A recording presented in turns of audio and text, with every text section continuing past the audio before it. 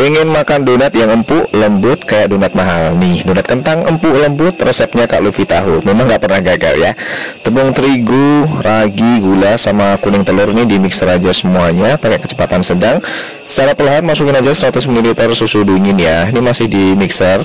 Dan ini kalau sudah masukin juga 100 gram kentang yang sudah dikukus. Dan mixernya ini aku pakai mixer MX100 dari Minto.id. Ini kapasitasnya 5 liter dengan stainless bowl dilengkapi dengan 3 aksesoris dan 12 kecepatan. Nah, ini cocok banget buat harian ya. Kalau belum punya, ini kalian wajib punya ya.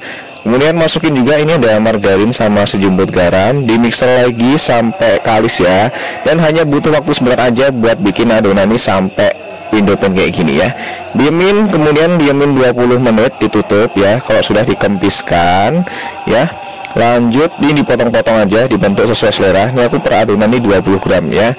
Kemudian diamkan lagi kurang lebih sekitar 15 menit. Kalau sudah, lanjut aja langsung digoreng ya. Ini sekali balik ya. Lagi kalau bagian bawahnya udah coklat, tinggal dibalik lagi dan siap langsung bisa disajikan. Ini cuma tak kasih tepung, tak kasih gula halus aja. Dah siap nih, langsung aja bisa dimakan pakai mixer Mito, semua bisa, gampang kan?